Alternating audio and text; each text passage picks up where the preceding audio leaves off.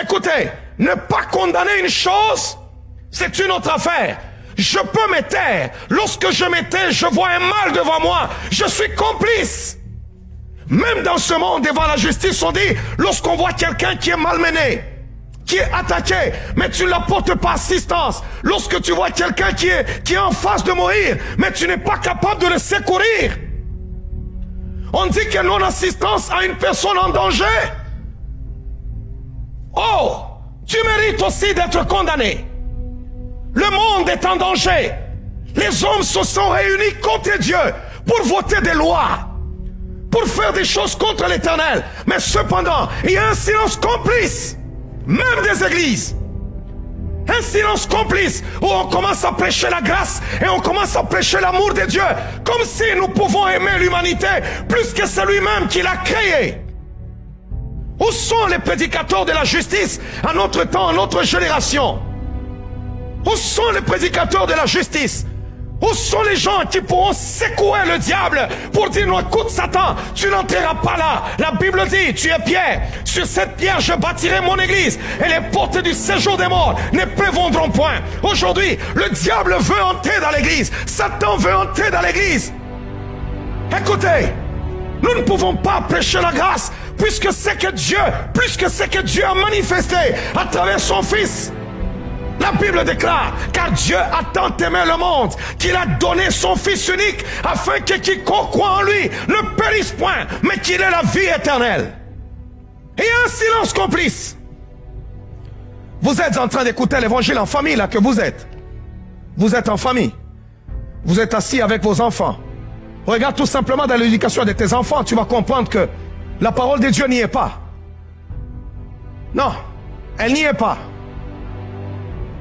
Il y a des enfants tellement rebelles qui sont tout simplement la caractéristique de ce qui a été annoncé par l'apôtre Paul en disant que dans le dernier temps, il y aura des temps difficiles. Les enfants, il y a des enfants qui seront rebelles à leurs parents.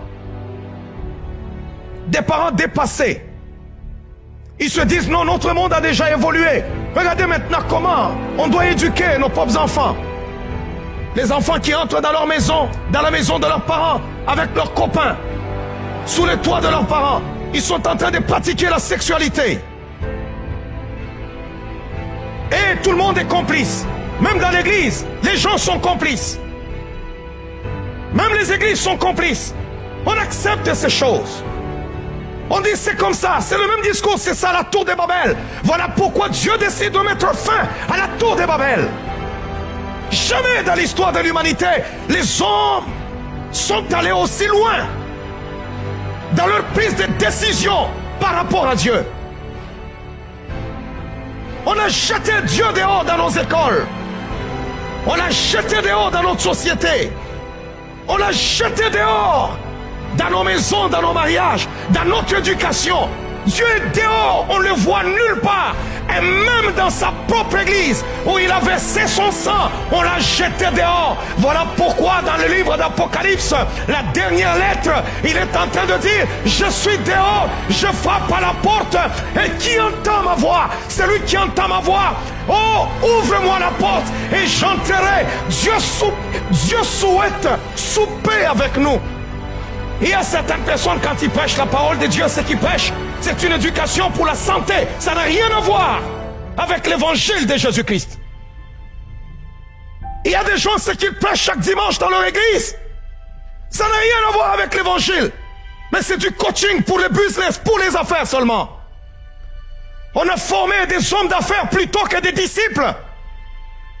On a eu des hommes et des femmes qui sont capables, qui sont intellectuellement bien, capables de gagner l'argent, capables à faire ceci, capables à faire cela. Mais cependant, ils n'ont rien de Dieu. Rien.